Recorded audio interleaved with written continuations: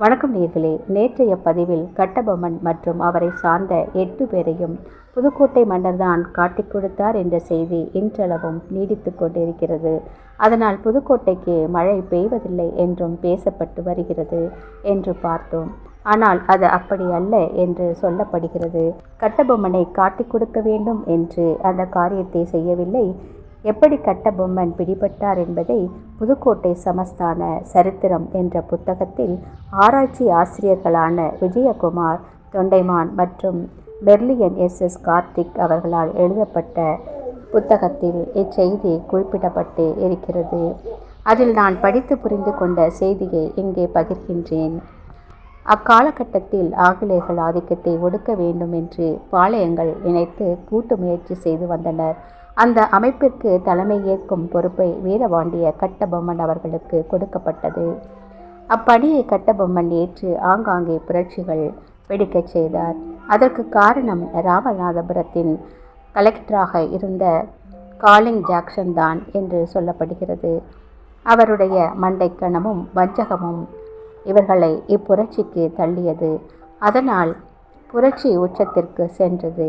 Jackson கட்டபொம்மனை சந்திக்க அழைப்பு விடுத்தான். ஆனால் சந்திக்கவில்லை. 23 நாட்கள் இவ்வாறு புறக்கணித்து இறுதியாக ராமநாதபுரத்தில் சந்தித்து அங்கே வைத்து சூழ்ச்சி செய்து கட்டபொம்மனை கைது செய்கிறான். அவனது வஞ்சகம் சூழ்ச்சியால் ஆடிப்போன கட்டபொம்மன் குதித்து எழுந்தார். இது மிகவும் தன்னை அவமானப்படுத்தியதாகவே கருதுகிறார். இதற்கிடையில் ஜாக்சன் செய்தது முற்றிலும் தவறு என்று ஆங்கிலேயர்களே அவரை பதவியிலிருந்து நீக்கிவிட்டனர். ஆனால் ஆங்கிலேயர்கள் பாஞ்சாலங்குறிச்சியை கைப்பற்றுவதிலேயே குறியாக இருந்தனர். அதனால் கட்டபொம்மனை அடிபணிய கடிதம் எழுதி ராமநாதபுரத்தில் இருந்த மேஜர் பார்டர் மோஜனை சந்திக்கும்படி கடிதம் எழுதினர்.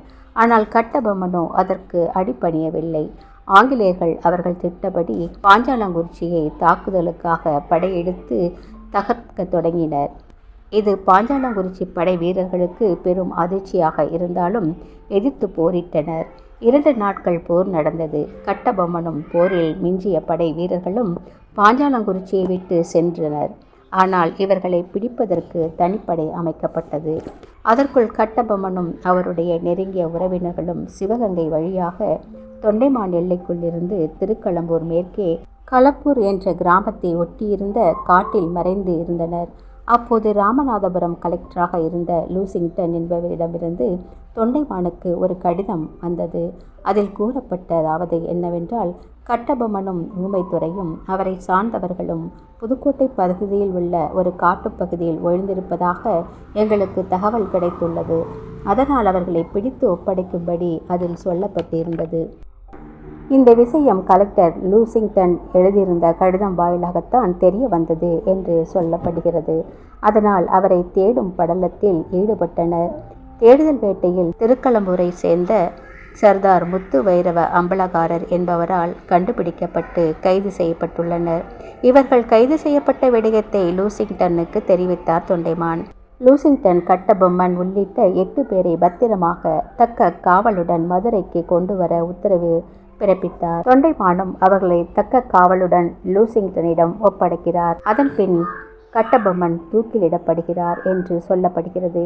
இதற்கு இவர்கள் தரப்பு சொல்லப்படுகிற விஷயம் என்னவென்றால், கட்டபொம்மன் உள்ளிட்ட 8 பேர் தொண்டைமானிடம் ஆதரவு கேட்டு தஞ்சம் அடைந்திருப்பின் அவர்களை ஆங்கிலேயர்களிடம் காட்டிக் கொடுத்திருந்தால் அதை காட்டிக் கொடுத்ததாக சொல்லலாம். புதுக்கோட்டை சுதந்திரமான ஒரு அரசு அல்ல, ஒரு அதிகாரத்திற்கு கட்டுப்பட்ட சிற்றரசாகவே இருந்தது. காலத்தின் சூழல், தேவை அனைத்தையும் ஒப்பிட்டு பார்த்தே ஒரு செயலின் தன்மையை எடை போட வேண்டும் என்று கூறுகின்றனர்.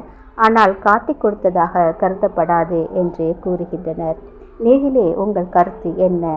கமெண்ட் பாக்ஸில் பதிவிடுங்கள்.